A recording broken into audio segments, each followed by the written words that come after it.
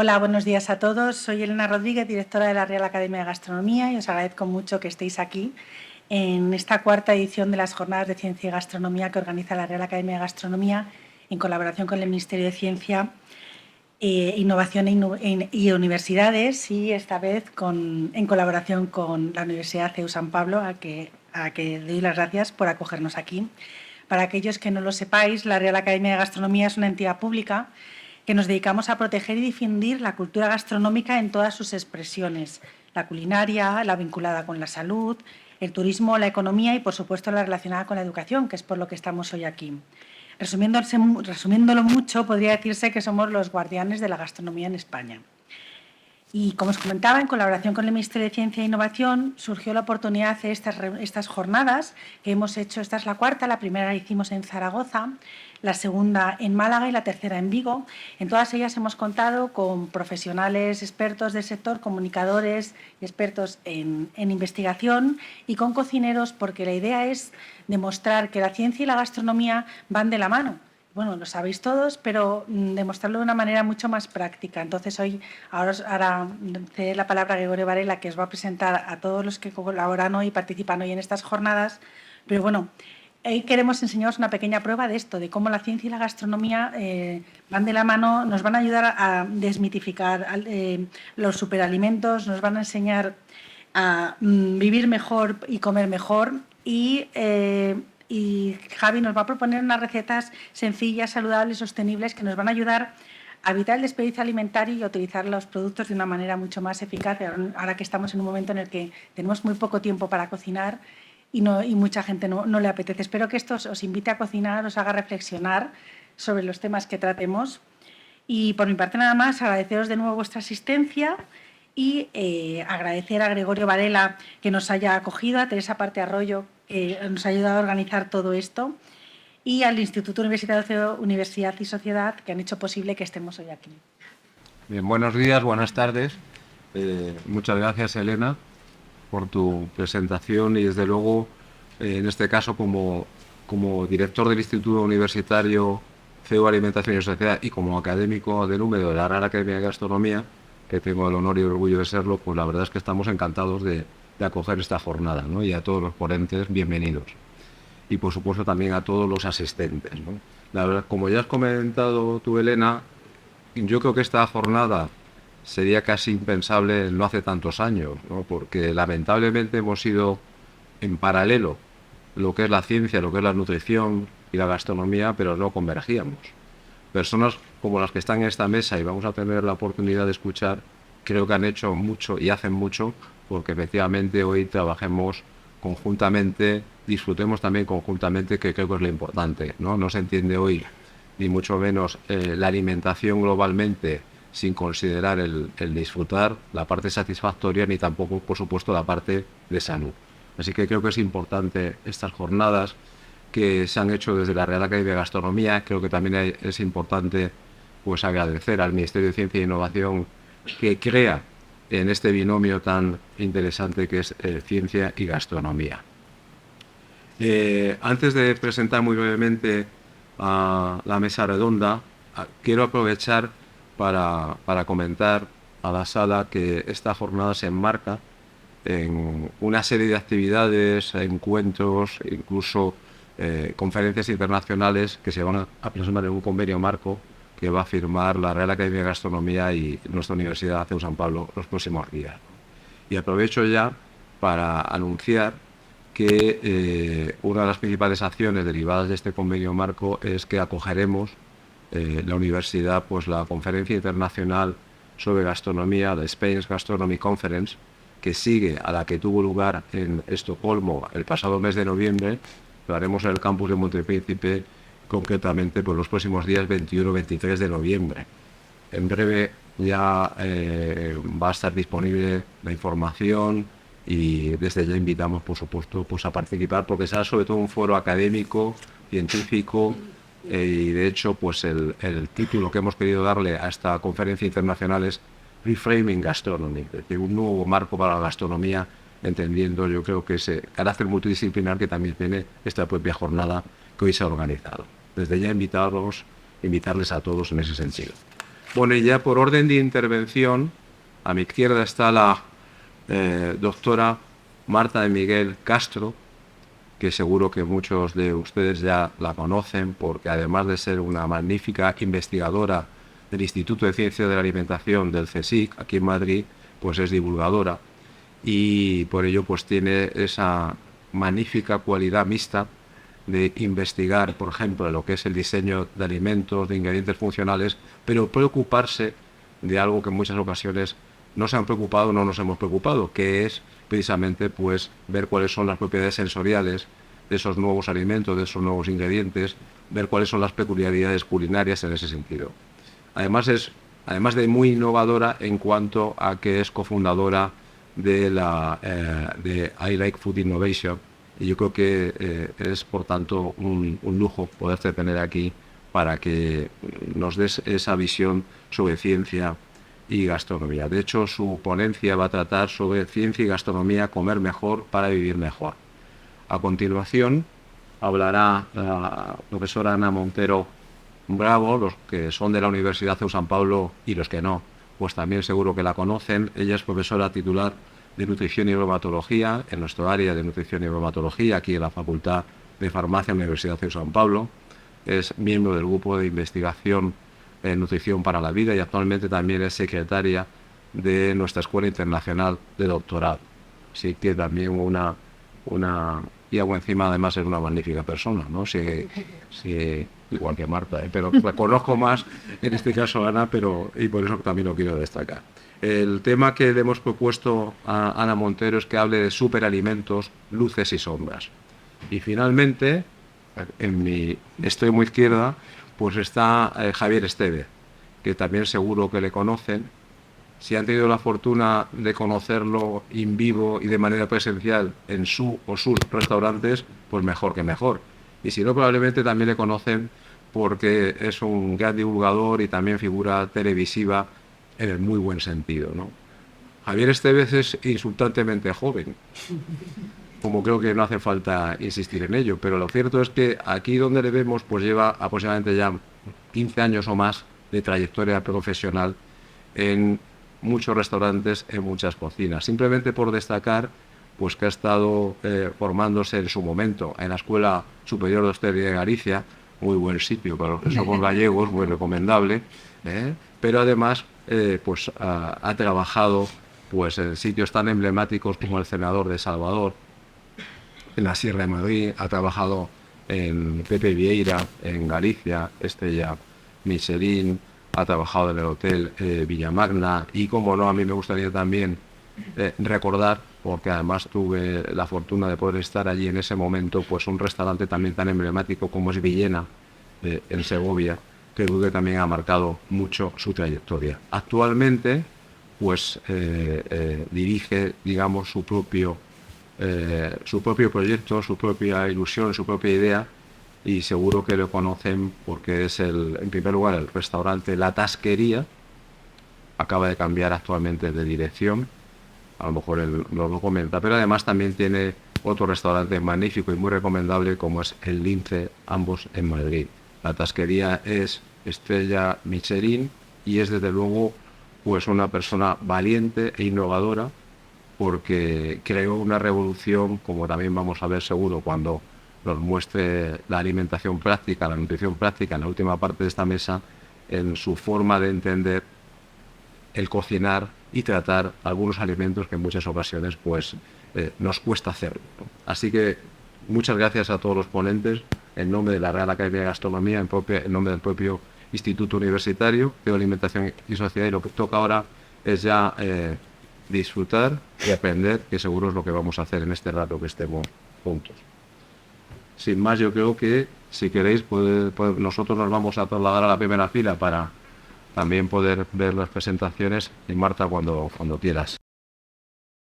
Buenos días, buenas tardes a todos. Me gustaría en primer lugar agradecer a la Real Academia de Gastronomía, al CEU San Pablo y especialmente al profesor Gregorio Varela la invitación para estar hoy aquí y contarles un poco de mis años de ciencia y de cocina, ¿no? Que ya van siendo unos cuantos. Entonces voy a empezar la presentación presentando la gran redundancia de dónde vengo, que es el CSIC, el centro de investigación al que pertenezco, que es lo que hacemos allí, y un poco cómo ha ido evolucionando esas líneas muy brevemente a lo largo del tiempo.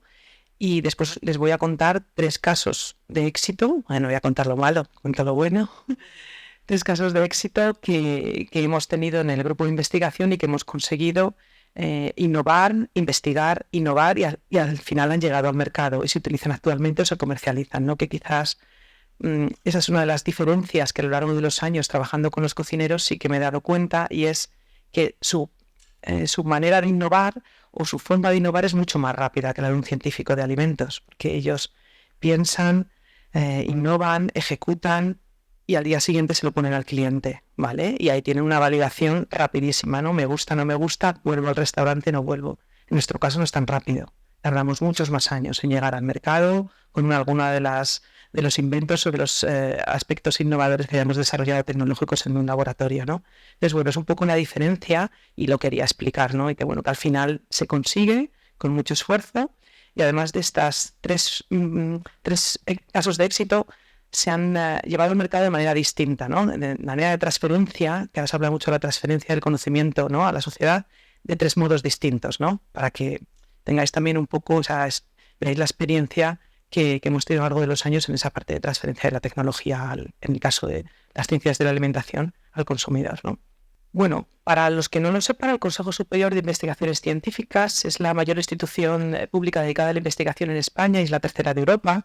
Bueno, no me voy a extender mucho más, sino simplemente me gusta por esta diapositiva y apuntar un poco como anécdota y de manera histórica dentro de la institución, que el primer presidente de nuestra institución, para quien no lo sepa, fue el ilustre Santiago Ramón y Cajal, ¿no?, premio Nobel de Medicina en el año 1906. ¿No? Mucha gente no sabe que nuestra institución nació gracias al doctor Ramón y Cajal. El carácter del Consejo es tanto multidisciplinar y multisectorial y abarca todas las áreas del conocimiento.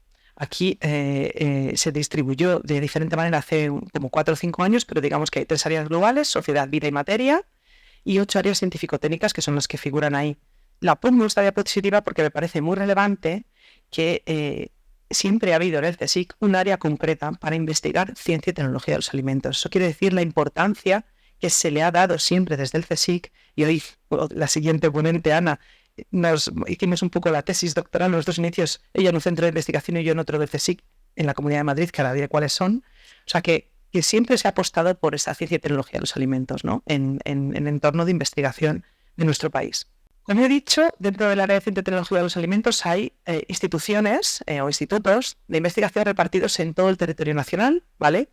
Quizás, por hacerlo muy breve, cada uno de ellos suele dedicarse a investigar alguno de los alimentos propios de la zona o región. Me explico. Instituto de Investigaciones Marinas de Galicia, ¿vale? Bueno, pues obviamente su investigación se basa principalmente en productos de origen marino. No va a estar aquí en Madrid, que no tenemos mar, ¿vale? Aunque aquí también se pueden investigar, se investigan algas y otro tipo de productos de origen marino, pero específicamente ese centro nació con ese objetivo. Y por poner otro ejemplo, el Instituto de la Vid de La Rioja, ¿vale? Pues es una región en la que específicamente ese alimento ha sido económicamente prioritario y por eso hay un centro dedicado a esa investigación. O el Instituto de Productos Lácteos de Asturias también, ¿vale? O el de la grasa de Sevilla, por el aceite de oliva, de la zona sur de España.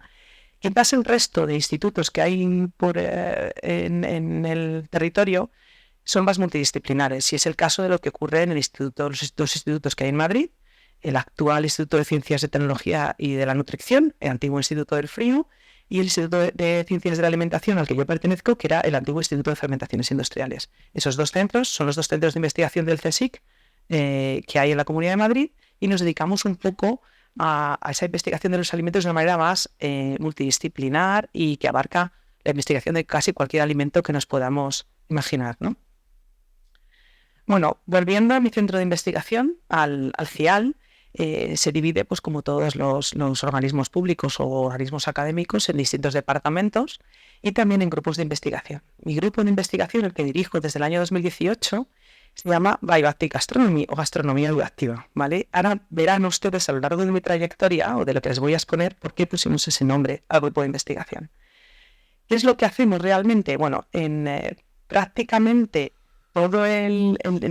la mayor parte de investigación que se realiza en el centro se dedica a la investigación y desarrollo de alimentos funcionales, que son aquellos alimentos que, además de producirnos esa parte nutricional necesaria para nuestra supervivencia, además nos ayudan desde una parte biológica y nos dan otra serie de beneficios sobre la salud, como puede ser un efecto antioxidante, un efecto antihipertensivo, que nos baja el colesterol, ¿vale?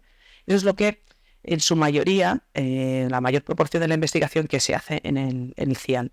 En el caso concreto de nuestro grupo de investigación de gastronomía bioactiva, nos dedicamos a esa búsqueda de nuevos ingredientes o de nuevos alimentos, al diseño de esos nuevos ingredientes y alimentos para mejorar la salud y la calidad de vida de la gente, pero además intentando, por un lado, desde la parte más básica de la ciencia, intentar averiguar qué ese beneficio, qué mecanismo de acción y que esté científicamente respaldado, pero por otro lado nos dimos cuenta que es necesario también investigar esa parte sensorial y también las potencialidades culinarias que nos puede dar un nuevo alimento que hemos diseñado, que eran cosas que cuando yo empecé en mi tesis doctoral, pues nada, diseñábamos y ahí se quedaban las cosas, no abarcábamos más que su actividad biológica, ¿no? Por intentar explicarlo un poco mejor, en el desarrollo de un alimento funcional tenemos, digamos que una serie de pasos obligados, ¿no?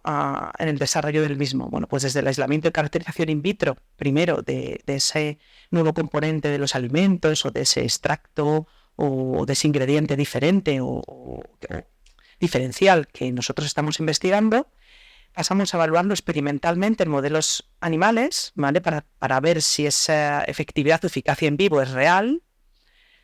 Después adecuamos tecnológica o sensorialmente ese alimento porque a veces pues, no tiene una textura o no tiene un sabor, no tiene un olor adecuado. Eso se debería hacer siempre, aunque es una parte que dentro de las ciencias de alimentación había muy poquitos investigadores que llevaban a cabo dentro de este sector. Después habría que pasar a hacer ensayos clínicos, ¿vale? E intentar probar que ese nuevo ingrediente o alimento que hemos desarrollado tiene esa misma eficacia y es seguro para las personas, porque al final trabajamos con alimentos que se van a ingerir y se van a comer. Y la última parte es esa transferencia de ese ingrediente o nuevo alimento y su comercialización, ¿vale? Por eso explicaré también los distintos modos de transferir muy brevemente. ¿Qué ocurre? Bueno, pues que la parte de educación tecnológica y sensorial o la parte de ensayos clínicos en humanos pues se puede hacer antes o después. Se puede hacer primero un ensayo clínico con el ingrediente en polvo, por ejemplo, en un sobre, ¿no? Dosificado en un sobre, como si fuese un nutracéutico, y posteriormente lo adecuas tecnológicamente, que muchas veces lo hemos hecho así, ¿no? Y al final tú le dabas a la empresa todo ese tipo de estudios y esa validación de ese ingrediente y se encargaba la empresa de, oye, si está malo o sabe mal, pues ya se apaña la empresa, ¿vale? ¿Eso qué ocurre? Pues que al final muchas de las cosas o de los desarrollos que teníamos se nos quedaban dentro de un cajón. ¿Por qué? Porque a veces a la industria le cuesta muchísimo más transformar eso que tú has desarrollado. Para empezar, no tiene ni esa parte técnica tuya, ¿no? Tú le licencias una patente, un secreto industrial, y es muy costoso para ellos, ¿no? Y algunas empresas ya pues, nos habían comentado que les costaba mucho esa adecuación tecnológica y sensorial del ingrediente nuevo, más que a veces investigarlo ellos mismos, ¿no? Entonces, bueno, pues en ese momento pues tuve la ocasión de contar con la cocina. A partir del año 2011 empecé a colaborar con el chef, en este caso con Mario Sandoval, en uno de los proyectos que teníamos en ese momento, que es el primero que os voy a contar, ¿no? Y ahí nos dimos cuenta de esa necesidad de trabajar conjuntamente y de tener en cuenta esa sensorialidad y esa potencialidad culinaria de los ingredientes nuevos que desarrollábamos, porque al final para nosotros era un ingrediente nuevo que habitualmente, como digo, liofilizábamos, ¿no? Lo transformábamos en un polvo y eso es lo que le dábamos a los animales de experimentación y hacíamos el ensayo clínico a las personas, sin tener en cuenta si sabía mal o si luego no se podía transformar en un alimento final, ¿no? Un poco esa tendencia más de países anglosajones de tomarte 20 pastillas por la mañana y olvidarte de comer bien, ¿no? Un poco estábamos en esa tendencia. Gracias a la cocina nos dimos cuenta de que eso se podía cambiar, Y nos dimos cuenta de que a lo mejor no había que llegar a esa actividad biológica máxima, es decir, al mejor alimento antioxidante o al mejor o al que más bajaba el colesterol, sino que había que llegar a un equilibrio entre produce un efecto biológico relevante para la salud, pero a lo mejor no es el máximo, pero es ese el ingrediente que además tiene una potencialidad sensorial y culinaria que a mí me va a dar la oportunidad llevarlo al mercado y que la gente lo quiera consumir. Entonces, ahora en vez de trabajar intentando buscar el mayor antioxidante, ¿no?, a través de los métodos que tenemos en el laboratorio, intentamos no solo hacer un screening o discriminar esos nuevos ingredientes por su capacidad biológica, sino también por su capacidad sensorial y culinaria, ¿vale? Eso es el cambio que a partir de ese año hicimos. Y las diferentes formas de transferencia las que llevamos, bueno, sabéis que para proteger cualquier aspecto de nuestra investigación tenemos pues lo principal que se utiliza son las patentes, ¿vale? Protegemos mediante patentes y se protege mediante secretos industriales. Cada vez más estamos utilizando el secreto industrial porque las patentes son costosísimas, ¿vale? No sé si alguno de ustedes tiene una, pero es muy costoso de mantener, de ampliar internacionalmente. Entonces, es un recurso que protege mejor si está bien hecho, pero a la larga es muy costoso para los centros de investigación y los organismos y las universidades. Entonces estamos optando mucho más por el secreto industrial, que a veces incluso la industria, y en este caso la industria alimentaria, lo prefiere, porque solo lo sabe él. Entonces ha habido un cambio de paradigma pues de hace 5 años o 6 hasta ahora, ¿no?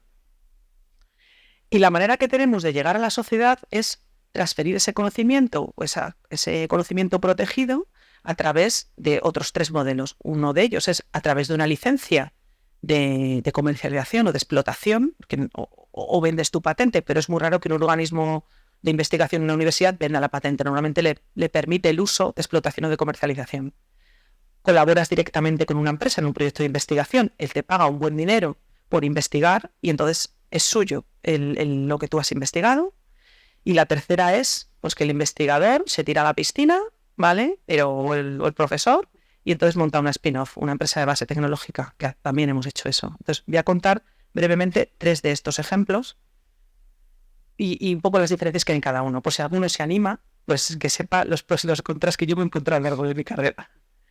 Bueno, el primer, que quizás a lo mejor el que conozcan ustedes más, que es el que desarrollamos con el chef Mario Sandoval, hoy en día se conoce como huevo, la marca registrada huevo, que viene de la palabra wow y de ovo, porque la empresa que actualmente tiene la licencia y lo explota y lo comercializa es de origen gallego, Granja Campo Mayor, y entonces como ovo es huevo gallego, pues un poco haciendo alusión a la impresión que les dio conocer el proyecto y a sus orígenes, pues se llama huevo, ¿vale?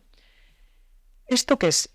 Bueno, pues todo el desarrollo que nosotros hicimos con el cocinero fue en la obtención de hidrolizados de clara de huevo. Yo trabajaba durante mi tesis doctoral en obtener hidrolizados de clara de huevo con actividad antihipertensiva y antioxidante, que es lo que hemos dicho al principio.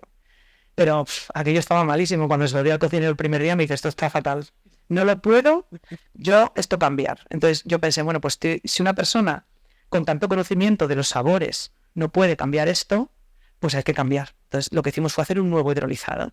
¿Vale? Bueno, no nuevo, no, hicimos cientos, hasta que podríamos estar hoy continuando haciendo hidrolizados en el laboratorio y no haber conseguido uno, pero tuvimos la suerte de que en poco tiempo lo conseguimos, ¿no?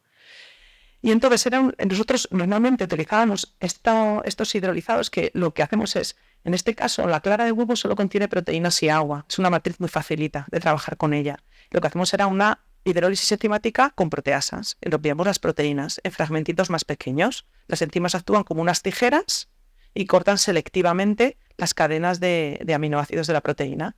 Y nosotros utilizábamos esa tecnología para conseguir péptidos, ¿no? Fragmentos de proteína con actividad biológica antioxidante o antihipertensiva. Pero nos dimos cuenta de que también esa hidrólisis nos permitía modificar y obtener nuevas texturas de los alimentos. Y en este caso obtuvimos unas texturas hasta el momento desconocidas de la clara de huevo que eran similares a los productos lácteos, pero no tenían. Ya era funcional de por sí, pero no tenían ni lactosa en su composición, ni proteínas de la leche, ni tampoco grasas, porque la clara de huevo no lo contiene. Pero su aspecto y su sabor era parecido. Sobre todo en sabor me refiero a que conseguimos neutralizar mucho ese sabor y olor a clara de huevo, ¿vale? Entonces podías tú mimetizarla pues, con un saborizante cualquiera.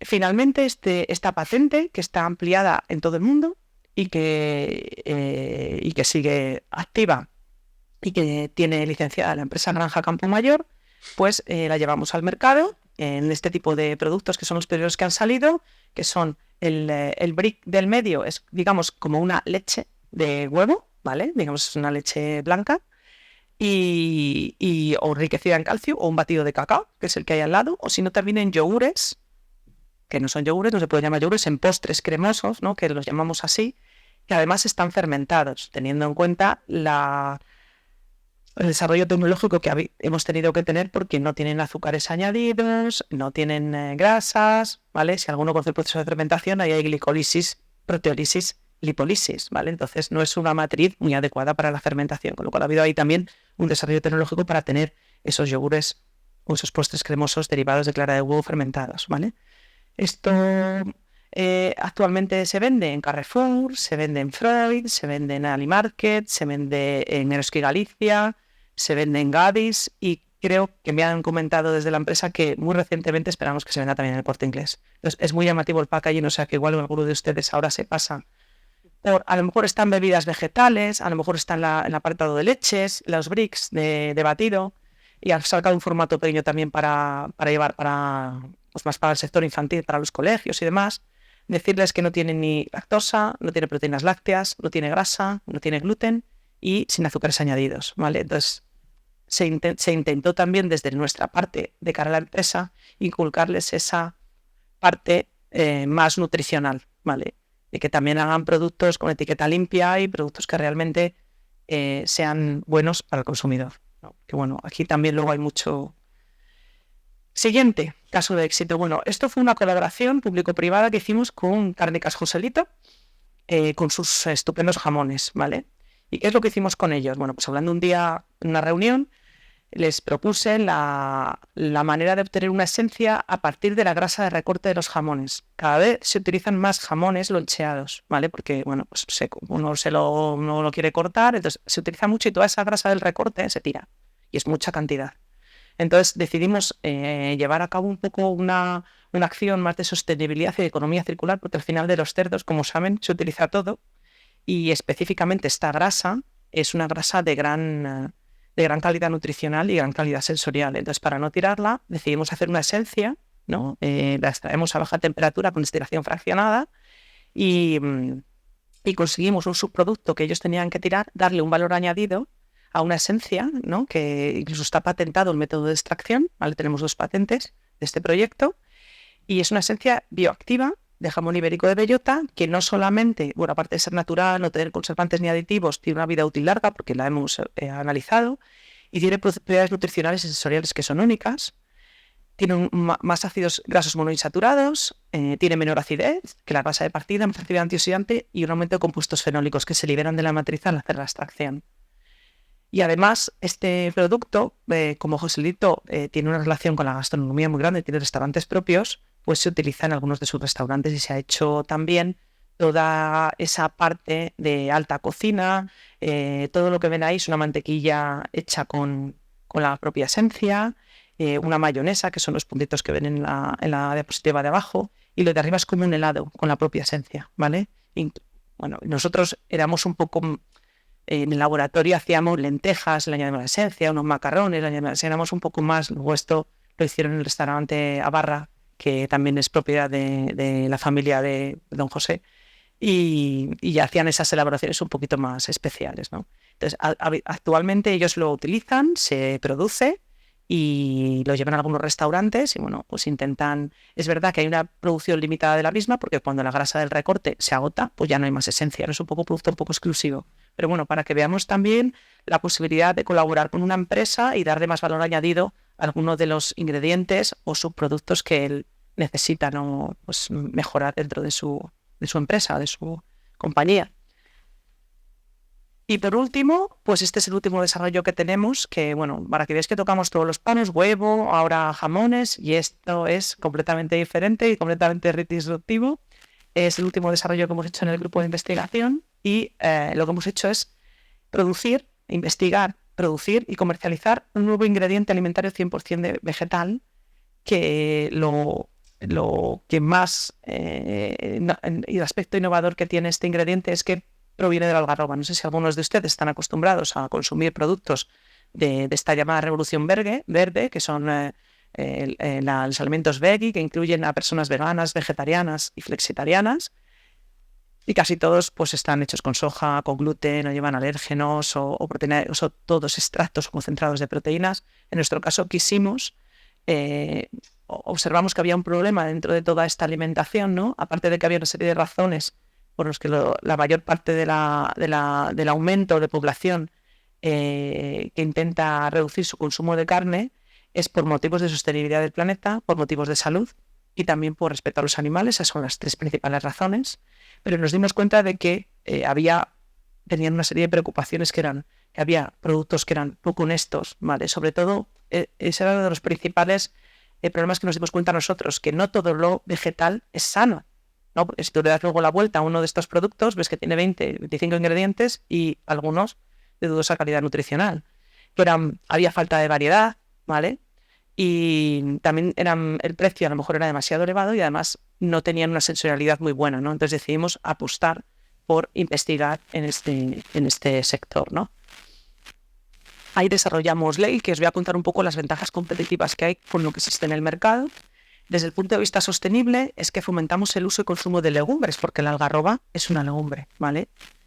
Tiene una baja huella de carbono y baja huella hídrica, cosa que es muy importante, y además tiene etiqueta limpia, pues con todo el tema de la sostenibilidad, ya que utilizamos como matriz principal la algarroba, que ahora en la siguiente diapositiva os contaré un poco los beneficios tan importantes que tiene el consumo de esta legumbre. No tiene conservantes ni aditivos el producto, ya que, como os enseñaré al final, está conservado por altas presiones hidrostáticas, lo que supone no tener que añadir ninguno de estos conservantes ni aditivos para alargar la vida útil del producto en refrigerado. Y, como he dicho, está mínimamente procesado y etiqueta limpia. Está hecho solo con 6 ingredientes de origen natural: agua, arroz, algarroba, aceite de oliva virgen extra, fibra vegetal y sal. Solo hay eso. A partir de ahí, pues la imaginación de los cocineros nos puede llevar a platos maravillosos, ¿vale? Y al poner una base de legumbre y una base de cereal, pues la proteína que tenemos es completa en aminoácidos esenciales. También nosotros pensamos en eso. Que bueno, si uno toma solo proteína de soja, pues hay un déficit en alguno de los aminoácidos. Si toma solo cereal, ahí nosotros dijimos, vamos a mezclarlo en el ingrediente para que la proteína vegetal esté completa, ¿no? ¿Por qué algarroba? La algarroba es una planta de origen mediterráneo, en el mundo del mediterráneo, que es una planta todoterreno para frenar el cambio climático. ¿Por qué? Requiere poca agua para crecer. Todos los problemas de sequía que estamos teniendo en el territorio. Resiste muy bien los climas extremos, tanto frío como calor, cosa que ocurre en nuestro territorio. Además, fija mucho nitrógeno. Todas las legumbres fijan nitrógeno, pero esta planta es un aumento considerable de la fijación de nitrógeno y además enriquece mucho los suelos y aumenta la biodiversidad de los mismos. Y además, como tiene esas raíces tan especiales, evita las escorrentías cuando hay lluvias torrenciales, cosa que también tenemos en nuestro país. Al haber esas lluvias torrenciales, si el suelo no es rico, no es fuerte, no está bien, pues se van todos los minerales y la riqueza del suelo en nutrientes, se va en la escorrentía, ¿vale? En España es el primer productor de algarroba. Seguramente nadie lo sabríais, ¿no? En los últimos años, el cultivo de algarroba se está fructuando ahí con los países del norte de África, en la producción de algarroba en los últimos años, pero que parece que hay una tendencia en nuestro país a cultivar otros cultivos que no son propios, como mango, kiwi, aguacate, que a lo mejor requieren más agua para su cultivo, o tienen más plagas. El algarrobo tiene muy poquitas plagas, ¿vale?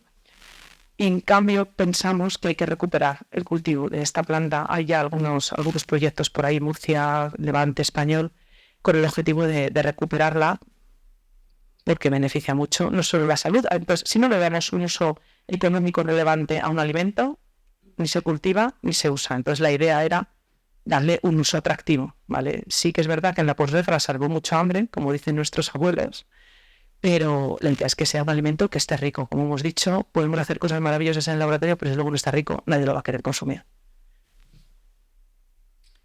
Y desde el punto de vista de la salud, bueno, ya hemos hablado de que es fuente de proteínas de calidad, es bajo en grasas saturadas, apenas tiene, ¿vale? Un 0,7%. No tiene colesterol porque proviene de un vegetal. Es rico en fibra dietética, de la que somos medio deficitarios en los países occidentales, sobre todo fibra soluble además. Y está libre de alérgenos, ¿vale? Los 6 ingredientes de los que hemos hablado no son alergénicos. La soja no lleva ningún tipo no lleva gluten. Entonces eso también es muy interesante, sobre todo para una alimentación más consciente, ¿no? Y además, dentro de las ventajas competitivas, es que es muy versátil para usar en cocina. El sabor que tiene es neutro. No sé si han probado algunas carnes de estas vegetales que se llaman y tienen un cierto retrogusto vegetal al final, que es muy difícil desmascarar y por eso van tan especiadas o llevan tanta sal. En nuestro caso, el producto es neutro. Entonces, aquella aplicación culinaria que uno le dé, si lo pide a lasaña, le vas a ver a lasaña, le va a tener ese retrogusto ahí que molesta, ¿no? Eso es un aspecto muy, muy interesante que muchos cocineros nos resaltaron del producto, ¿no? Y luego que se adapta fácilmente a numerosos platos y recetas. Todas las fotos que ven abajo son fotos hechas por nosotras, porque son recetas que hemos hecho nosotras en el laboratorio. ¿Y qué es Leggy? Leggy es una deliciosa realidad, porque hemos conseguido, en este caso, a través de una empresa de base tecnológica, de una spin-off, que fundé junto con la doctora Marta Gacés, que hizo la tesis doctoral también inicial y que ahora es profesora de la Universidad Francisco de Vitoria, conseguimos llevarlo al mercado, escalarlo e industrializarlo. Para ello contamos con la ayuda de una empresa, que es también de aquí de la región, que se llama MRM, que está en Móstoles, es una empresa, una industria alimentaria. Conseguimos escalarlo allí y entonces ahora mismo se puede consumir como ingrediente base personalizable, como una picada vegetal, o también en formato de platos preparados. Ya hemos comentado antes que esa rapidez de la vida cotidiana, que no tenemos tiempo para cocinar, hemos hecho una versión de platos preparados, pero sanos, cocinados con aceite de oliva, como si se cocinasen en casa de manera tradicional, pero en unas cocinas más grandes, y luego cada uno de los platos se envasa con altas presiones para no añadir ni conservantes, ni aditivos, ni colorantes. El propio color del producto, que podía haber traído algo para que lo hubiesen visto, pero bueno, en la foto le da la propia algarroba, el color de la algarroba, no tiene ningún colorante ni nada, por eso tiene ese aspecto así como de carne picada, ¿vale? Alternativas veggie, que es lo que estamos haciendo, pues platos veganos o platos vegetarianos, pero también se puede optar, que es el siguiente paso que queremos hacer, que la industria cárnica haga una alimentación híbrida, ¿vale? Podríamos tener, por ejemplo, una hamburguesa en la que añadiendo un poco de este ingrediente tengamos fibra y le quitemos grasas saturadas, ¿no? Un poco en ese diseño de alimentación funcional de que nosotros estamos siempre trabajando, o sea, mejorar el perfil o la formulación nutricional de algunos alimentos gracias a la adición de este ingrediente, ¿no? Y luego, pues nuevas formulaciones, porque también se puede utilizar en panadería y pastelería, y ahí también estamos un poco pues pensando cosas nuevas y hablando con otras empresas para que intenten utilizarlo, ¿no? Sobre todo por su perfil nutricional y por la matriz de lo que deriva, ¿no? Y bueno, esto es todo. Yo creo que me he alargado un poco, pero he intentado resolver lo mejor posible. Muchas gracias.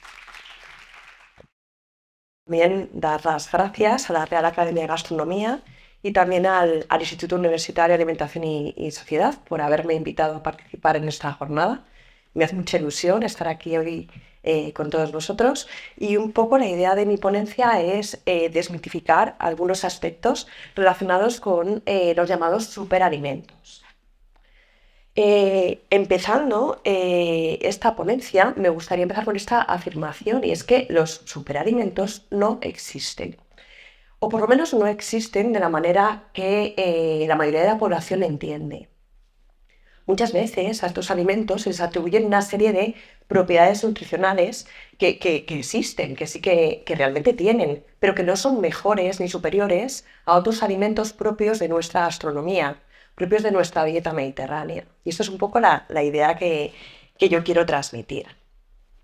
Es verdad que estos superalimentos son tendencia en gastronomía, son alimentos originales, son alimentos exóticos, y claro, la gastronomía, además de la materia prima de buena calidad, además de las técnicas culinarias más o menos innovadoras, del sabor, del placer de comer, pues también tiene ese punto de innovación, y evidentemente pues estos alimentos dan mucho juego en gastronomía y ayudan, ¿no?, a la creación de nuevos platos. Pero como os decía, el término superalimento como tal no existe. No existe ni en la normativa europea ni tampoco en la normativa nacional.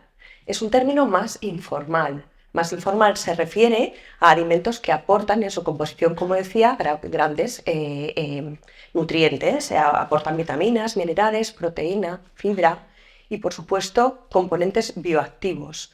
Estos componentes, estos fitonutrientes de los que hablaba antes Marta, con un carácter antioxidante, y que evidentemente pues, pueden colaborar a tener una buena alimentación. ¿Pero qué ocurre? Lo que nos encontramos es que muchas veces el consumidor tiene una interpretación errónea de lo que supone un superalimento, porque considera que aun teniendo un patrón alimentario que es inadecuado, la ingesta de algún tipo de superalimento podría compensar estos, digamos, hábitos inadecuados derivados de una dieta o un patrón dietético que no es correcto. Y además, se trata de unos alimentos que son ampliamente difundidos a través de las redes sociales o a través de Internet. Y eso conlleva también que se le atribuyan ciertas propiedades saludables o, bueno, sí, declaraciones nutricionales no tanto, pero propiedades saludables que son poco rigurosas y que no están autorizadas ni siquiera, pero que corren como la pólvora entre la población. ¿Qué características tienen estos superalimentos? En realidad hablamos, como decíamos, de alimentos exóticos, poco conocidos, a veces tienen nombres incluso inusuales. A veces es difícil encontrarlos, incluso hay una sensación de exclusividad que por otra parte potencia, ¿no?, un poco la preferencia que tiene la población por consumirlos. Hay muchísimos influencers, influencers con una gran cantidad de seguidores que invitan, ¿no?, a utilizar ese tipo de alimentos y además son naturales. Y muchas veces siempre se asocia el concepto natural a un concepto por ser un alimento de tipo vegetal. Es verdad, como decía, que sí que tienen en su composición pues una composición nutricional interesante y además son de gran interés para la industria, porque no debemos olvidar que se trata de alimentos bastante caros. Es decir, tienen un precio bastante elevado comparado con otros alimentos mucho más accesibles y más económicos que, por otra parte, aportan la misma cantidad de nutrientes. No me gustaría tampoco pasar, puesto que ya se ha hablado de sostenibilidad, de hasta qué punto ese tipo de superalimentos son sostenibles. Es verdad que cada vez hay un mayor cultivo de ellos a nivel nacional, pero todavía hay muchos de ellos que debemos importarlos de países lejanos. Y eso evidentemente también pues, deja de lado productos locales de nuestra gastronomía que podrían aportar esos mismos nutrientes y que bueno, pues también hay que utilizarlos como parte de nuestra dieta. Voy a empezar por alguno de ellos. No tengo mucho tiempo, entonces voy a simplemente destacar algunas cuestiones, algunas luces, algunas sombras que tienen algunos de estos superalimentos. Voy a comenzar con las bayas de açaí. Últimamente están muy extendidas entre nuestra población. Es una pequeña baya de origen amazónico, es muy perecedera y por tanto no se comercializa fresca, no se transporta, sino que se suele comercializar en forma de polvo o en forma a veces de pulpa congelada. También se comercializan zumos de baya de açaí que van acompañados de otras frutas, pero que por cierto también tienen una gran cantidad de azúcares añadidos. Bueno, pues como os comentaba, últimamente es un superalimento muy extendido, incluso hay establecimientos que venden estos bowl de baya de açaí que añaden otras frutas, añaden frutos secos, semillas, añaden también cacao y bueno, pues al final hacen un plato muy interesante desde el punto de vista gastronómico.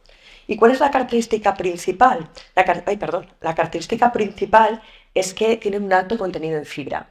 Se estima que el contenido es de aproximadamente unos 25 gramos de fibra por cada 100 gramos.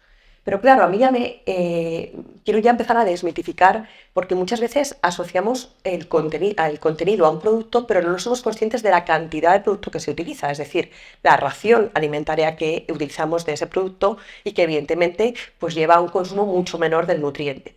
En este caso, pues una ración de baya de açaí que luego se reconstituye en bebida vegetal o en un yogur está en torno a unos 5 gramos, con lo cual el contenido de fibra evidentemente pues no es mayor que el que aportan pues, muchos otros vegetales propios de nuestra dieta.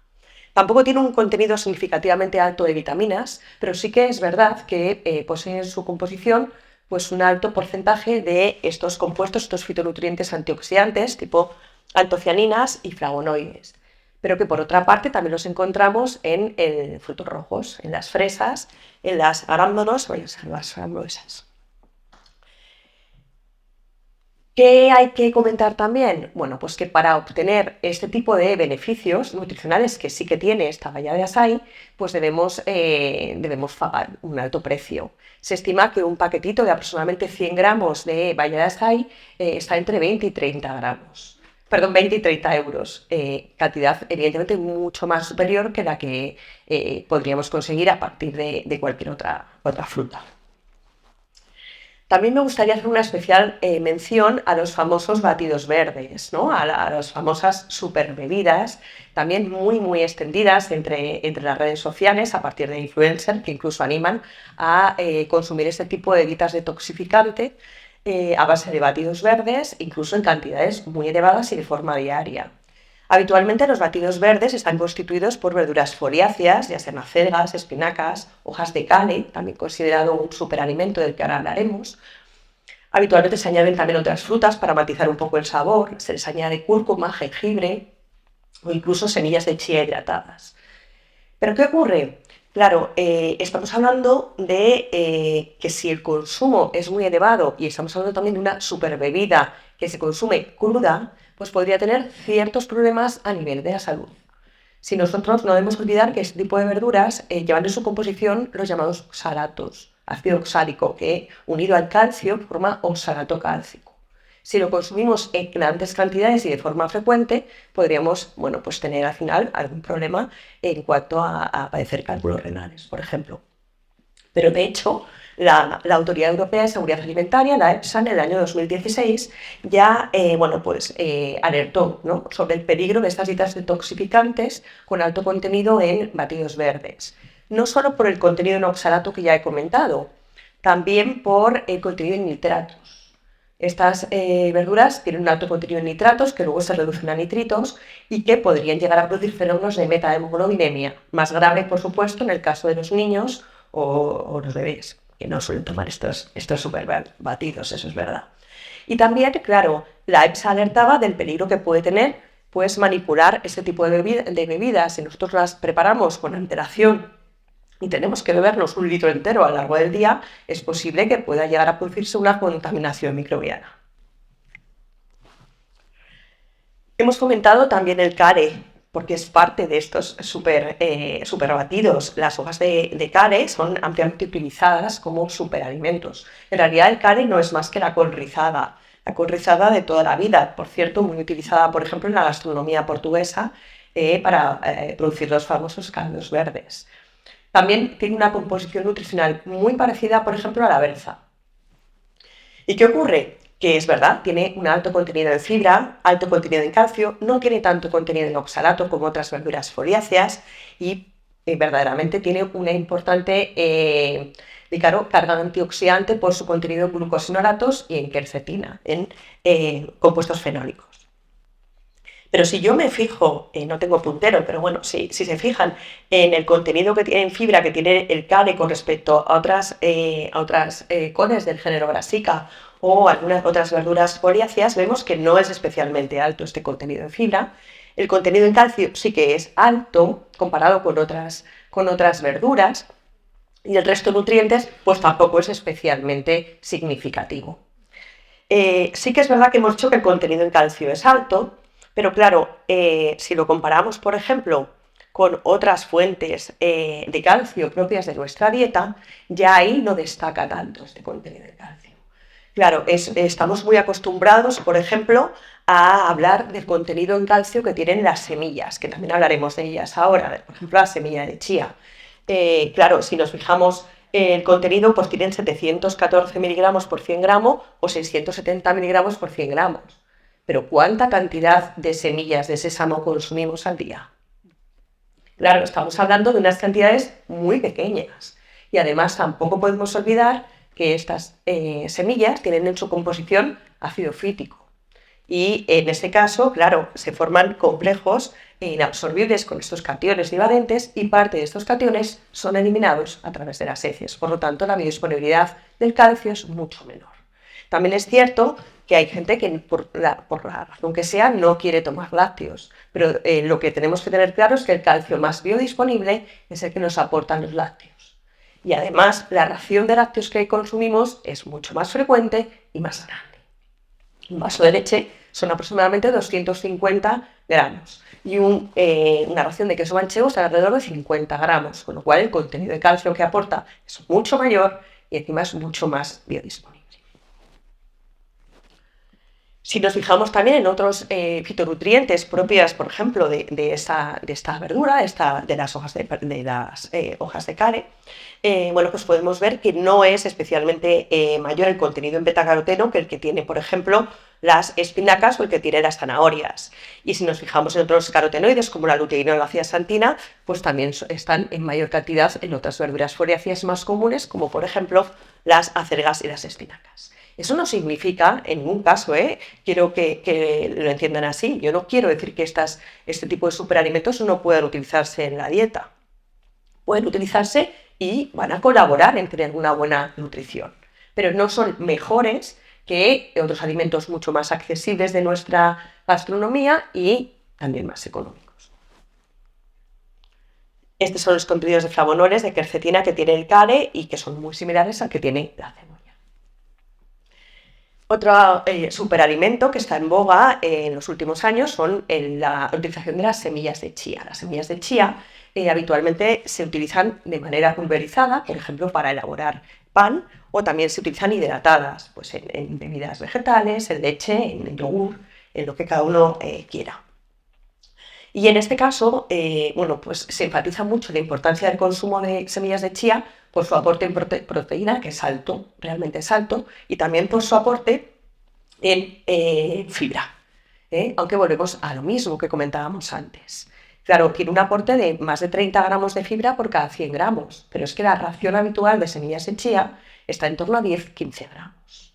Entonces, evidentemente, pues el contenido total de fibra que ingerimos a través de este alimento no es especialmente mayor que el que podemos ingerir de otros productos vegetales. También destaca su contenido en ácidos grasos omega 3. Y en este sentido vuelvo a lo mismo. Si yo comparo en la tabla que aquí os muestro las semillas de chía, el contenido linoleico, que es un omega 6, o linolénico, que es un omega 3, comparado con otros alimentos como las nueces o pescados grasos, aparentemente pudiera parecer que el contenido es muy grande.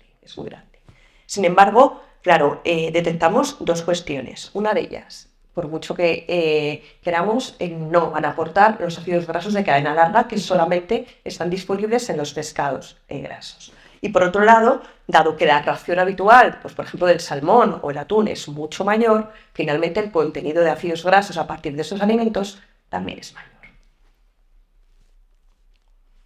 Aquí aparece el contenido de fibra de unas semillas de chía. Si lo comparamos, por ejemplo, con el contenido de fibra que aportan las legumbres, ya vemos que termina siendo menor, porque la ración de semillas de chía es mucho menor que la que aportan, por ejemplo, una ración de legumbres, que suele estar en torno a 60-80 gramos. También me gustaría hablar de la quinoa. La quinoa es un pseudocereal muy utilizado últimamente en nuestra alimentación. Y además, bueno, pues cabe destacar verdaderamente su valor nutricional. La proteína que tiene esta quinoa es muy interesante porque, a pesar de ser una proteína de origen vegetal, pues tiene todos los aminoácidos esenciales, una proteína muy completa. Y además se da la circunstancia de que es apto para las personas que tienen una intolerancia al gluten. Con lo cual, bueno, pues es una proteína, como digo, de gran interés. Tiene un alto contenido en fibra también, destaca su contenido en algunos minerales. Si lo comparamos, por ejemplo, con otros alimentos, como aparece en la tabla, que pueden ser utilizados en preparaciones culinarias parecidas, pues el contenido en fibra, en hierro o en magnesio es mayor. Pero también debemos tener en cuenta lo que antes comentábamos. Este pseudocereal también tiene su composición algunos antinutrientes. También tiene este ácido fítico que de alguna forma interfiere en la disponibilidad de estos minerales. No quería dejar de lado también pues comentar algo acerca de las algas comestibles. Últimamente, y debido a la alta globalización que tenemos, bueno, pues las algas están muy presentes también en nuestra gastronomía, tampoco de forma diaria, pero bueno, hay una gran cantidad de centros de restauración asiáticos y también hay una gran cantidad de establecimientos en los que podemos conseguir comprar este tipo de algas. Como comentaba, están últimamente muy utilizadas, bien en forma de macroalgas, el alga kombu, el alga wakame, el alga nori, que se utiliza mucho para la elaboración del sushi, la kiziku, que bueno, tiene también más controversia, o el agar-agar, que se utiliza, pues, por ejemplo, como gelificante. Y también estas microalgas que se venden en forma de polvo, como por ejemplo la espirulina o la clorela, y que además incluso se añaden, por ejemplo, a estos batidos verdes que también comentábamos antes. Hay grupos de población que lo compran y lo añaden, pues casi, no sé si de forma diaria, pero sí de forma frecuente. Bien, pues ¿qué ocurre con este tipo de algas? Estamos hablando de un alimento que puede tener también un alto contenido de fibra, sobre todo el alga espirulina o el alga nori, y sobre todo se caracteriza por el contenido en yodo. Aportan otros minerales como el calcio y el hierro, pero es especialmente rico en yodo. Y cuando es especialmente rico, digo que si el consumo es excesivo podría llegar a producir un problema.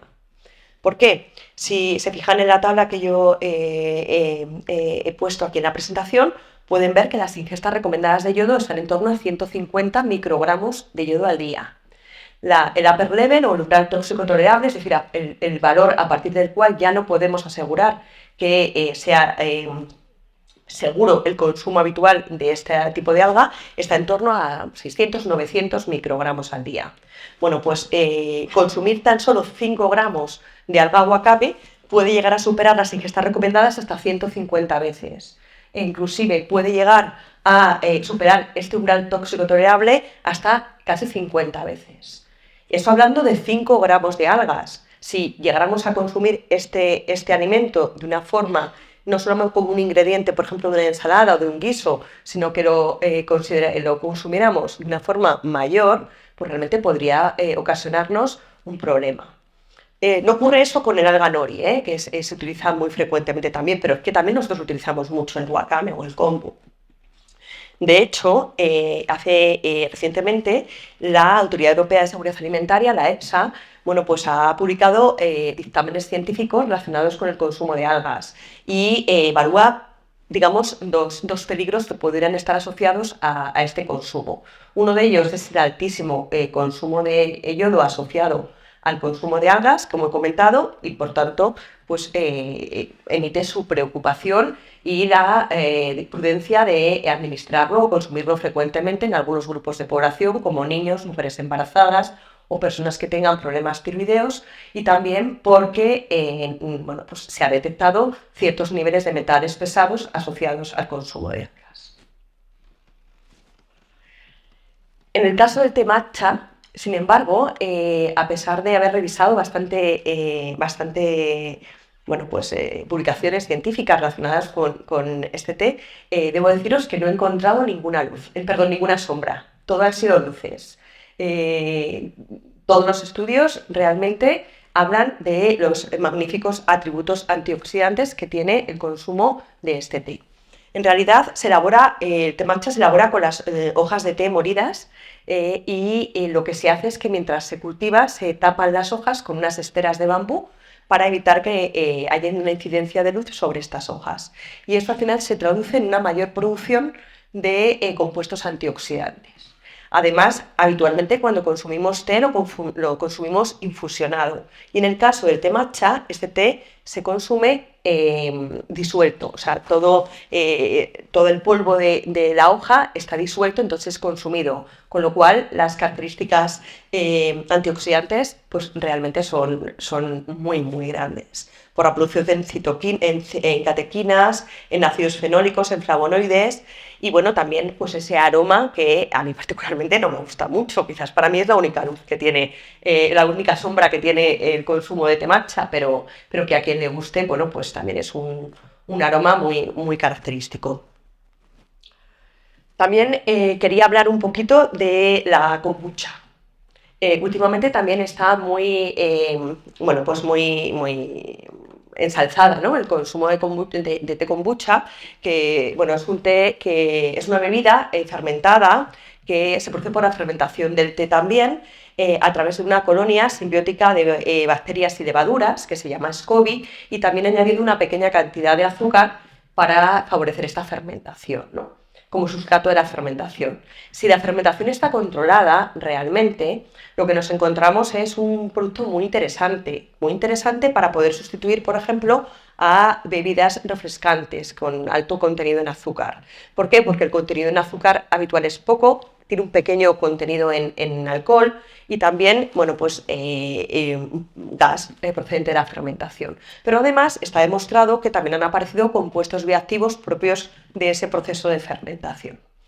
Sin embargo, debemos decir que, aunque se han observado beneficios en animales de experimentación y también in vitro, no se ha llegado a obtener resultados concluyentes en cuanto al beneficio obtenido del consumo de kombucha en población humana, en humanos. Entonces, incluso como medida preventiva, se pide que no se consumen en determinados grupos de población. Y además, sí, también me gustaría comentar que es muy frecuente que haya determinados grupos de población que fermenten esta kombucha en casa, de manera casera.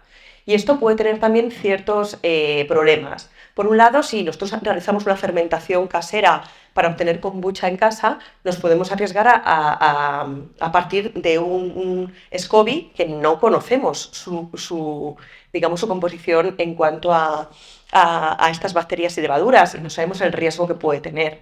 Y también, si la fermentación no es controlada, la cantidad de azúcar y la cantidad de alcohol que se produce puede ser elevada. Y tampoco podemos olvidar que si no se hace con las medidas adecuadas, también se puede producir una contaminación microbiana. Entonces, yo sí que animo al consumo de kombucha como bebida alternativa a otras bebidas menos saludables, pero también, si la compráis, debéis fijaros que en el etiquetado no tenga azúcares añadidos, que también es común que eso ocurra. Y ya, para terminar, me gustaría hablar de los superedulcorantes o las sales gourmet.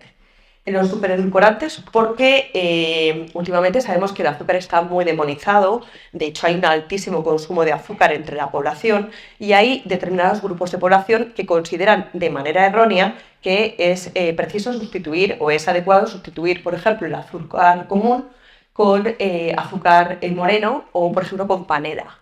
Y sin embargo, simplemente destacar que el contenido nutricional de los tres productos es prácticamente el mismo. Es cierto que la sacarosa común tiene el azúcar común tiene una cantidad un poquito mayor de sacarosa comparado con el azúcar moreno o con la panela. Y ese porcentaje que dejamos, ese pequeño porcentaje, bueno, pues está constituido por minerales.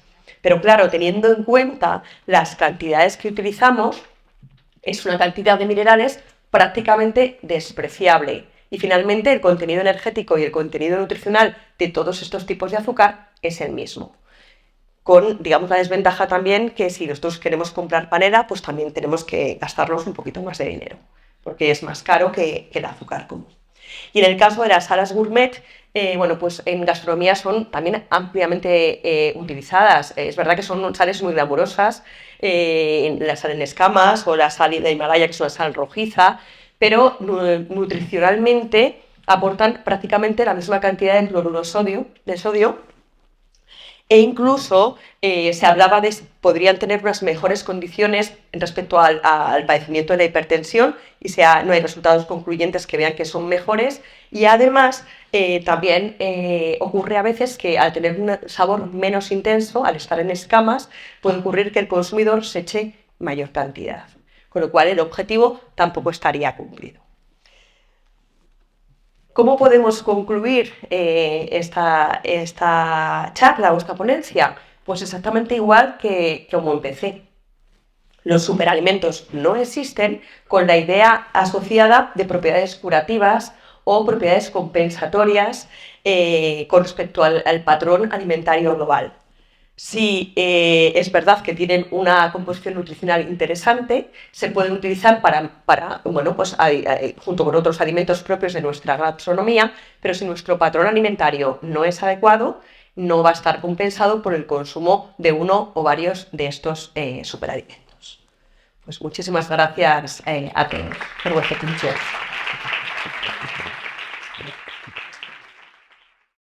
Bueno, un placer. Soy el último, pero bueno, espero que disfrutéis también de mi ponencia, participar en estas jornadas de ciencia y gastronomía. Bueno, creo que lo he hecho bien, porque no traigo superalimentos, o como así los llaman. Sí, prometo que he cogido ingredientes que creo que todos y todas podéis tener en casa. El reto era bonito, pero creo que al final, si tenéis que sacar algo de hoy en claro, es que creo que debemos de dedicarle tiempo a la cocina. Yo entiendo que cada vez tenemos menos tiempo y a veces menos ganas, pero creo que es muy interesante el ver que con cosas que tenemos en casa, pues ingredientes que tenemos en casa, se pueden hacer recetas sencillas que van a hacer que bueno, pues que podáis comer de manera distinta y sobre todo saludable. Porque yo estoy de acuerdo con lo que han comentado. Al final, sobre todo el problema de los superalimentos es que el coste es muy elevado.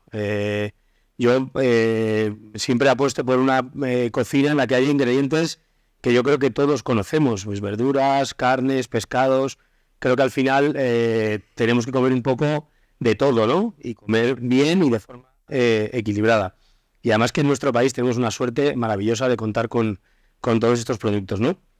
Entonces, lo que os he dicho, por no enrollarme mucho, he intentado buscar ingredientes que yo creo que podemos tener todos en casa, y una de las primeras propuestas que voy a hacer es, bueno, yo creo que muchas veces tenemos conservas en casa, y si no tenéis, os animo a tenerlas, porque creo que la conserva es un ingrediente maravilloso, que tiene además unas propiedades buenísimas, y que te permiten elegir lo que más te guste, ¿no? Yo en este caso cocino berberecho, porque es lo que tenía en casa. Quizás no es la más económica de todas las que hay, pero os animaré a hacer este ejercicio que os voy a proponer con conserva o con, ¿por qué no?, un pescado, ¿no?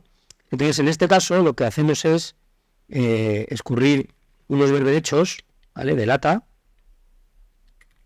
o si de repente habéis cocinado berberechos en casa y os ha sobrado alguno, o habéis cocinado un pescado y os ha sobrado el pescado, mi propuesta va a ser hacer un ceviche muy rápido, ¿vale? Una especie de aliño fresco y fácil, en el que podáis, bueno, pues utilizar el producto principal para hacer vuestro ceviche. Yo he añadido un poquito del agua de los berberechos, ¿vale? Y lo que vamos a hacer es añadir un poquito de mostaza. ¿Veis? Está empezada, o sea, es la que he traído de mi casa, de verdad que no os he engañado. Cogido en la nevera a ver qué hay, y eso es lo que he traído, ¿vale? Entonces, un poquito de mostaza, que a mí me encanta. Hay ingredientes que yo creo que además debemos de tener en casa siempre, ¿no? Como cuando hablamos de moda, de vestirnos, que siempre hablamos de un fondo de armario, pues en la cocina tenemos que tener un fondo de nevera, ¿vale? Es una frase que os tenéis que apuntar, porque es un detalle muy importante, porque una mostaza, un picante, un buen aceite, por supuesto, que hablaremos de él también después, os va a hacer que vuestras comidas pues sean mucho más entretenidas, ¿no? Entonces, bueno, hemos añadido un poquito de agua de los berberechos, ¿vale? Un poquito de mostaza y tabasco. A mí me gusta que es, no tengo nada con tabasco, pero de chipotle, porque se sale un poco del habitual, que a lo mejor conoceréis más, ¿vale? Y entonces esto que tenemos aquí ahora, pues le incorporamos los berberechos y vamos a echarle también, un poquito de zumo de lima, ¿vale? Corto así porque me vais a ver ahora que voy a utilizar el resto de la lima para otras cosas, ¿vale? Ahí está. Echamos un poquito de lima. A ver, la lima quizás no es de los cítricos más económicos, pero si la habéis utilizado para pues una copa que os habéis preparado en casa el fin de semana, pues aprovechar y habéis quitado solo la piel, pues utilizar el resto de la lima, ¿no? Que es algo muy típico también que pasa. Se podría hacer con limón también o con naranja, ¿vale? Pero yo he traído limas porque tenía en casa y pues también queda mejor, ¿vale? Entonces lo que vamos a usar es la lima como soporte para servir nuestro ceviche, ¿vale? Entonces lo ponéis así. Este trocito de lima, por supuesto, aquí no se tira nada, que es de lo que hemos venido a hablar, ¿vale? Y lo mezclamos. Este lo dejaríamos un poquito, que se vaya macerando. Pues si se os ocurre hacer un día en casa una cena, que yo os animo un poco a que a mí lo que me gustaría es que salierais de aquí un poco con ganas de, pues eso, del fin de que viene, por supuesto que os vayáis por ahí y tal, pero que un buen comienzo yo creo que puede ser cenar en casa, ¿no? Cenar en casa, organizar una cena con amigos y que lo vais a disfrutar muchísimo más. Creo que es algo a lo que le debemos dedicar un poquito más de tiempo y que además luego pues es muy agradecido, ¿no? Y el poder cocinar para los demás y poder ofrecer cosas que se está preparando en casa, pues creo que queda siempre mucho mejor, ¿no? Vale. La misma cebolla la podemos echar dentro de esta mezcla para que se encurta un poquito, ¿vale? Y esto lo podéis tener listo antes, ¿vale? Y ya simplemente lo que hacemos, pues es ir colocando encima de la lima. Ya digo, yo he cogido la lima nueva, pero que si la tenéis usada, pues así no la tiráis, ya no. Así aprovechamos todo. Y ponemos los berbechos encima. Y la idea es comerlo directamente de la lima, ¿vale? Además, este caldito que os queda ahí, por ejemplo, si sois fans, a mí me gusta mucho el zumo de tomate preparado, pues, aunque os parezca algo extraño, pero este caldito que nos queda ahí le va muy bien a este yodo que tiene la latita de los berbechos, al zumo de tomate para aliñarlo un poquito, funciona súper bien, ¿vale? Le ponemos un poquito de la cebolla, que estaría un pelín más encurtida, ¿vale? Si tenéis más tiempo. Así. Y como os digo, esto, por ejemplo, que os habéis hecho un filete de pescado, pues yo que sé, un emperador, un salmón, a la plancha y os ha sobrado un trozo, creo que es muy importante, y iré hablando de esto durante la ponencia en varias ocasiones, darle una segunda vida a nuestros alimentos, ¿no? Es decir, he comido pollo o he comido pescado, no voy a desecharlo, ¿no? Porque ayer comí pollo, vamos a pensar qué podemos hacer con ese filete de pollo o ese filete de pescado que me he comido y que no me apetece volver a comérmelo de esa manera, pues vamos a pensar en cosas para poderle dar una vida, una segunda vida, ¿vale? Y en este caso, pues un ceviche con cualquier tipo de pescado os funcionaría muy bien, ¿vale? Me he traído unos brotes bonitos, porque ya que venía un poco también, digo, voy a traer algo del restaurante para que no digan, para ponernoslo bonito, ¿vale? Pero vamos, una hojita de cilantro, que es otra de las hierbas que yo tendría siempre un poco en la nevera, ¿no? Iba a decir en el armario, pero mejor en la nevera, que si no se os van a estropear. ¿Por qué? Porque las hierbas y las especias son un complemento maravilloso para tener siempre en nuestro armario, en este caso de la despensa, porque nos van a dar un toque muy distinto y muy diferente a los alimentos a la hora de tener que ofrecer algo distinto, ¿vale? Y por supuesto, ¿vale? Al final, para terminar el ceviche, yo le echaría, a ver si sale por aquí, una gotita de, ahí está, de aceite de oliva virgen extra, ¿vale? Que esta es otra de las cosas, que es verdad que estamos en un momento en que está el aceite un poquito, no va a tocar a todos los públicos, pero es el aceite de oliva virgen extra, lo bueno que tiene es que con muy poquita cantidad vais a conseguir que vuestros platos cambien totalmente. Y además yo siempre recomiendo, y esto lo digo siempre, que lo utilicéis justo en crudo al final, o sea, no merece la pena utilizar un virgen extra a lo mejor para cocinar, pero sí que cuando habéis terminado incluso un guiso o por supuesto una ensalada en un plato como este, pues que de repente cojáis y en el último momento le echéis unas gotas, un chorrito de aceite de oliva virgen extra, os va a cambiar totalmente el plato. Si en plan echáis y empezáis a cocinar verdura y tal, pues seguramente se vaya perdiendo un poco todos esos matices que tiene el aceite, ¿no? Vale, pues esta sería la primera propuesta, como veis, sencillita, ¿vale? Sin mucha historia. Y la siguiente, pues va un poco en línea de eso que os comentaba de darle una segunda vida al pollo, ¿vale? Esto es unas pechugas de pollo que me hizo el otro día en el restaurante para tener y que las envas al vacío para que te aguantaran un poquito más, ¿vale? Esto no lo venden así, pero me lo he traído yo así para que lo vierais. No lo venden así de momento, pero vamos, seguro que en cualquier momento ya nos lo dan de esa manera. Entonces, dices, bueno, pues tengo el pollo que me ha sobrado, ¿vale? Pues vamos a utilizarlo, ¿no? Para hacer alguna cosa diferente. Entonces, bueno, el primer recurso, pues una ensalada. Sí, es algo que va a funcionar súper bien, ¿vale? Y que no vais a fallar nunca. Yo os propongo, por ejemplo, pues con esta pechuga cortarla en taquitos, ¿vale? Y hacer como una especie mezcla de ingredientes, que eso ya iría un poco al gusto, ¿vale? En el que, bueno, pues fuéramos alineando todo esto para poder hacer una ensalada un poquito diferente, ¿vale? Por ejemplo, pues podemos poner unos taquitos de queso, ¿vale? Que esto igual, pues me he traído un queso que tenía un trozo en casa, pues le echamos un poquito de queso.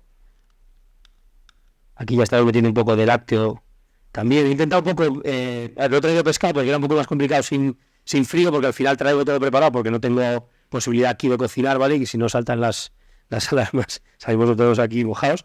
Entonces, pues intenta traer un poco, pues, carne, un poco de pasta, pescado, ¿vale? Para que lácteo, para que hubiera un poquito de todo.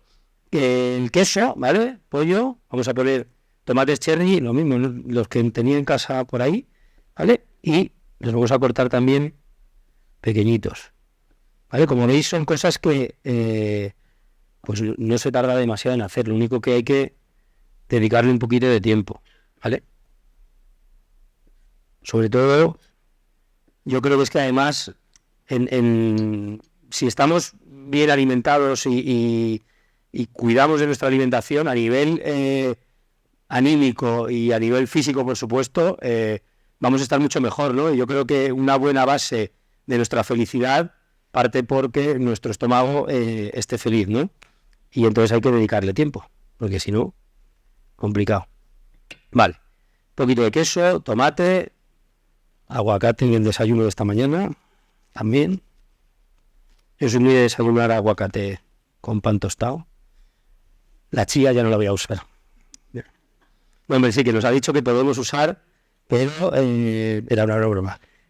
En su justa medida. Yo estoy de acuerdo totalmente con eso, me ha encantado, de verdad. Vale. Vamos a coger una cucharita aquí.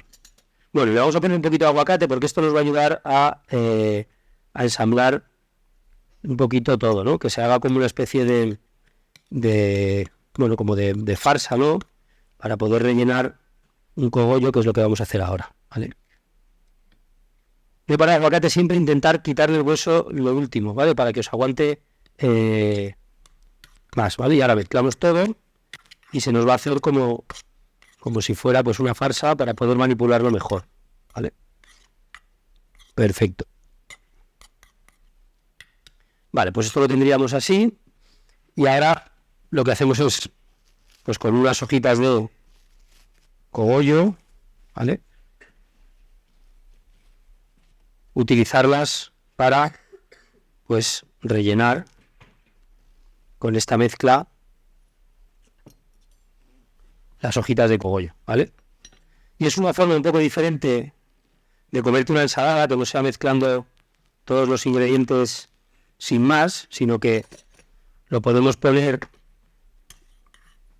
de una forma, como os digo, diferente y un poco salirnos de la ensalada tan habitual, ¿vale? Perfecto. Aquí incluso si quisiéramos, nos ha sobrado una conserva de atún o el mismo pescado que os comentaba antes, pues también funcionaría muy bien, ¿vale? Ponemos así. Y ahora yo le voy a rallar un poquito de queso, ¿vale? Por encima no es una César, ni mucho menos, pero bueno, como esa ensalada la conoceréis, pues va un poco en línea con eso, ¿vale? Entonces, la idea de esto es poder comértelo con la mano y hacer una ensaladita un poco distinta. Pues este es un utensilio que también, si podéis, funciona muy bien, que es un rallador un poco más fino del habitual, que también es para tenerlo siempre en el cajón de la cocina, porque les permite rallar las cosas y el queso sobre todo de una forma mucho más fina, ¿vale? Y por último, esto es simplemente la yema del huevo, por si alguna vez a alguien le da a hacer por tortillas de clara y tal, pues las yemas también obviamente hay que guardarlas. Esto es lo que he hecho, ha sido simplemente en un baño María, ¿vale? Cocinarlas, cuajarlas un pelín, pero un pelín muy poquito, para que quede una textura un poquito como de pomada, ¿veis? ¿Vale? Y entonces esto se lo vamos a echar así por encima.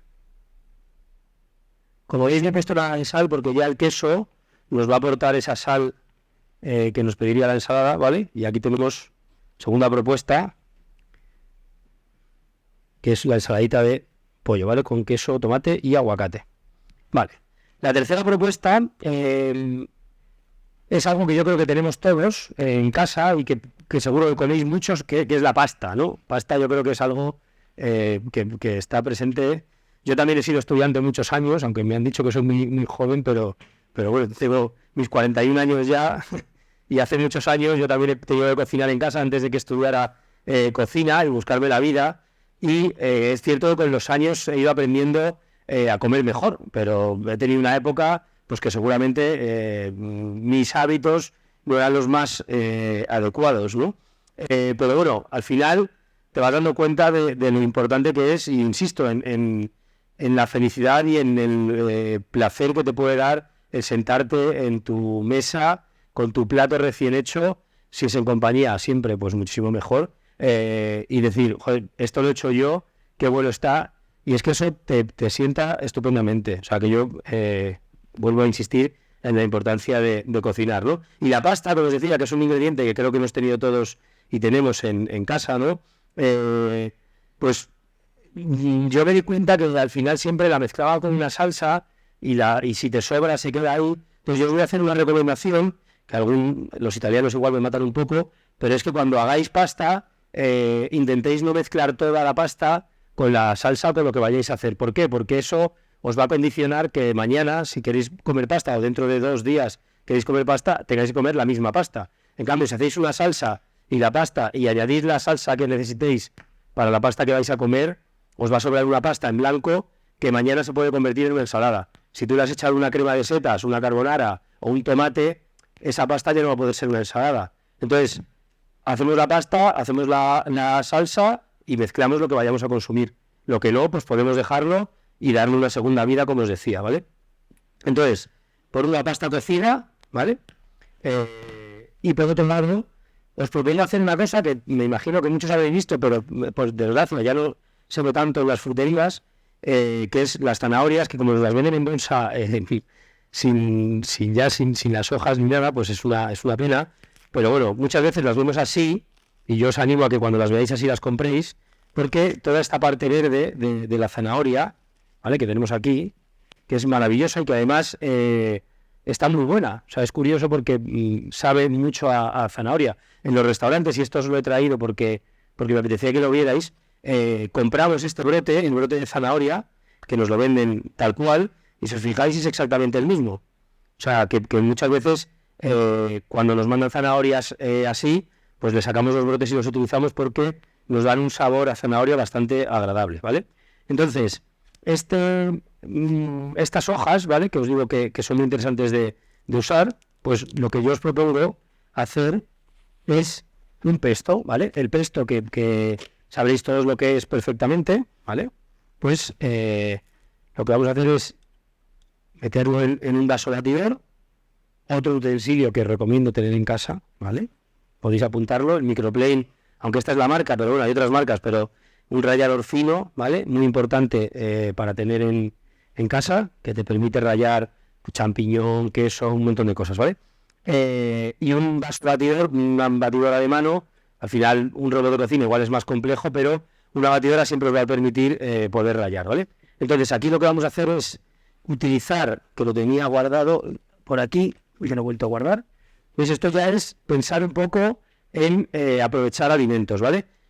Le voy a añadir aceite, que me voy a hacer perfectamente aceite de oliva virgen extra, pero tengo unos tomates secos que voy a utilizar para esta receta que vienen en aceite, pues lo que voy a hacer es utilizar el aceite de los tomates para triturar el pesto, y voy a conseguir además que esté pues mucho más rico, ¿vale?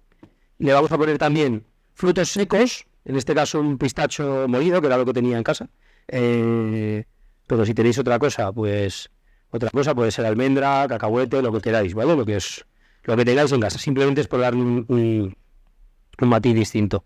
Echar un poquito más de aceite. Y bueno, esto tengo aquí la batidora, lo tengo ya hecho, pero tampoco quiero hacer aquí mucho ruido, pero simplemente es triturarlo en el vaso Queda un poco así doméstico, pero bueno, estamos en casa. A ver. Y... opa, sale. Vale. Esto hay que ir temprano y si va pidiendo un poquito más de aceite, pues le podemos echar un poquito más de este aceite, porque al final, eso no sé si os ha pasado alguna vez que estamos utilizando productos de este tipo y el aceite que nos queda en el bote no lo utilizamos para nada. Pues yo os propongo a lo mejor en un pesto o para una vinagreta, para un aliño. Además son aceites que están realmente buenos. Perfecto. Porque tienen todo el sabor del tomate. Vale. Bueno, esta es la idea, ¿vale? Pues me he puesto mucha cantidad y me cuesta a la batidora cogerlo, pero vamos. Si vais algo así poco a poco, se ve que queda bien. Vale, pues una vez que tenéis esto triturado, lo bueno es que esto sí que lo podéis guardar y os va a aguantar mucho en la nevera, ¿vale? Entonces, esto, que decís, pues hoy he comprado zanahorias y he sacado todas las hojas y le añado un poquito de aceite, aquí sí que os recomiendo que podáis utilizar una parte de aceite de girasol, porque si no el frío, el de oliva, se os coagula y es un poco más complicado de manipular, ¿vale? Entonces, una proporción muy pequeñita de aceite de girasol os ayuda a que la textura sea más uniforme, ¿vale? Entonces, por un lado tendríamos la pasta, vamos a retirar esto, el pesto que lo ponemos ya aquí, ¿vale? Que lo he hecho esta mañana, y le añadimos, pues, el pesto a la pasta, ¿veis? Ya tiene otra cara.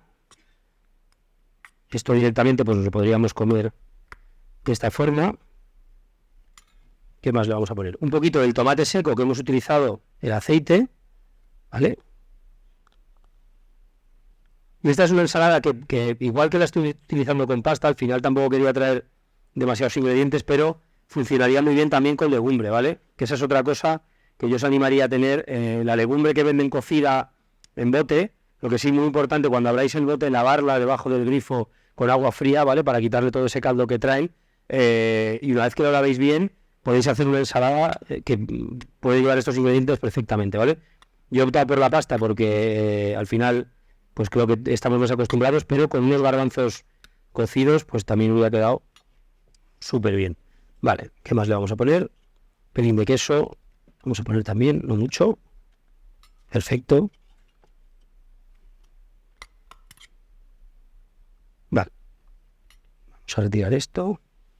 Vale, y luego, pues igual, yo creo que jamón de york o pavo es un ingrediente que solemos tener bastante en casa, ¿no? Y que forma parte un poco de nuestra dieta. Sí que es verdad que yo aquí os animaría a que si compráis ese tipo de embutidos, que os rasquéis un poco más el bolsillo, pero busquéis que sean de calidad, ¿no? Que tengan un porcentaje muy alto en carne, porque si leéis etiquetas, alguna vez os echaréis las manos a la cabeza con, bueno, y antes yo creo que nos han hablado también de esto, de los engaños a los que nos someten, y en este tipo de productos, pues mucho, ¿no? Y yo creo que ahí sí que es un producto en el que al final se va a notar mucho, y aunque sea un pelín más caro, pero merece muchísimo la pena, ¿vale? Tipo, pues jamón de york, pavo, es una cosa que bueno, pues que merece la pena, ¿no?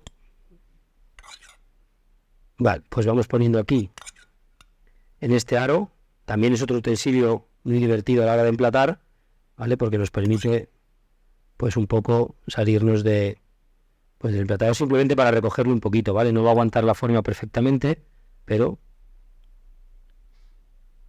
Vale, pues el pavo o el jamón de york en este caso, que yo he cortado en juliana, ¿vale? Se lo vamos a poner por aquí. Y ahora sí que le vamos a poner también esas hojitas, esos brotes de zanahoria que hemos guardado aparte, ¿vale? Se los ponemos por encima. Y esto que al final es como muy de restaurante, pues de repente te haces una ensalada y le pones unos brotes de zanahoria y al que invites a casa pues se queda alucinado, claro. Y no te han costado nada. Simplemente sacarlos del manojo de zanahorias.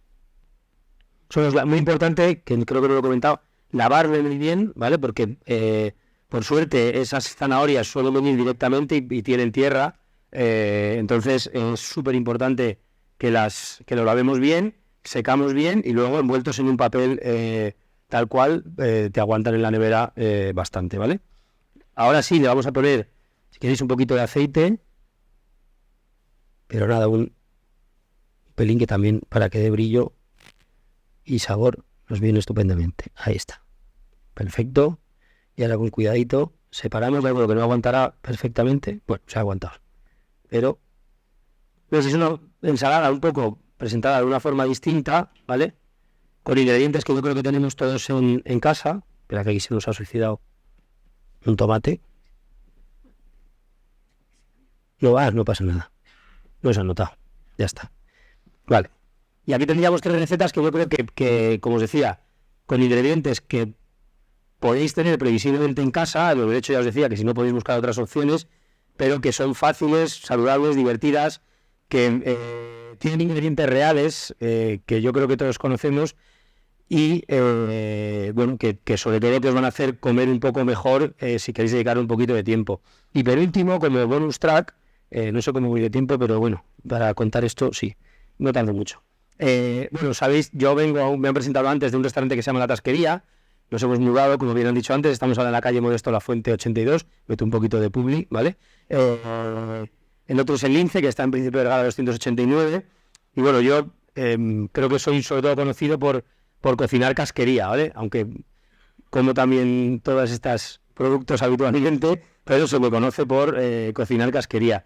Entonces tenía que aprovechar también para hablaros un poco de casquería, aunque sea una pincelada muy pequeña, animaros a consumirla, porque es un producto además nutricionalmente muy interesante, porque como todo en su justa medida, pero hay algunas partes de los animales que tienen un alto contenido en proteínas y en minerales que son muy buenas para el organismo, y que además hay una cosa muy importante ahora con todo el tema de la sostenibilidad que vivimos, que al final no podemos comer animales solo para comernos el solomillo y el lomo.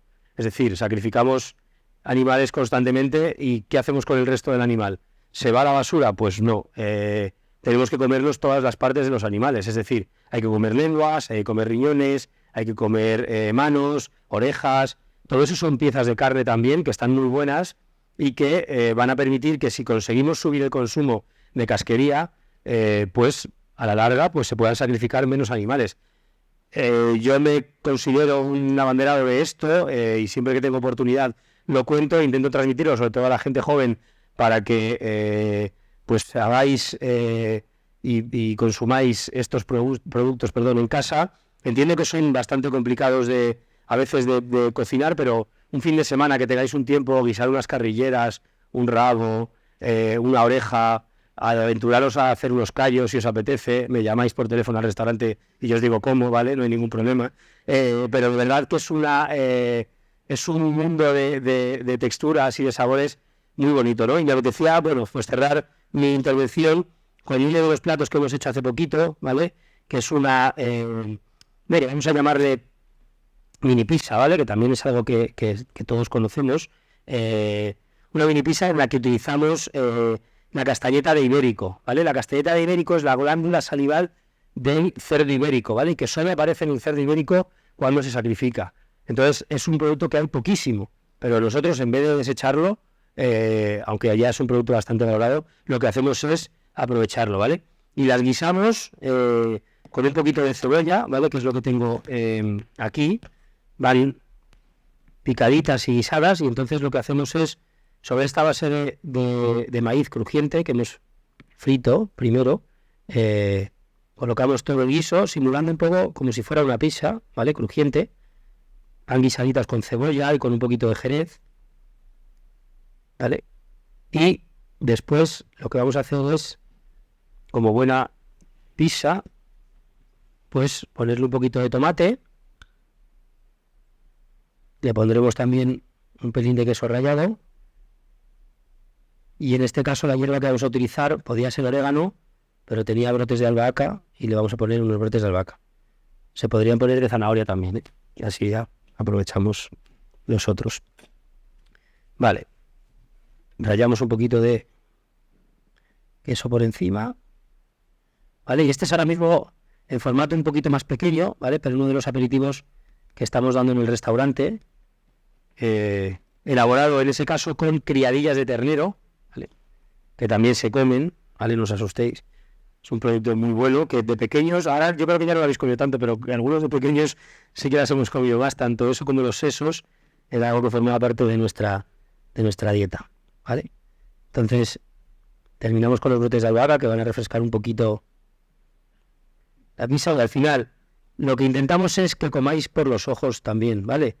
No es lo mismo que yo te diga que te estás comiendo unas criadillas guisadas al jerez, que elaboremos una mini pizza de criadillas o de castañuelas en este caso, con tomate cherry y queso comté, ¿vale? Entonces, muy importante también, lo primero, por los ojos, para que nos apetezca comer, y luego pues dedicarle el tiempo que requiere la cocina. Así que nada, mil gracias y espero que hayáis aprendido algo.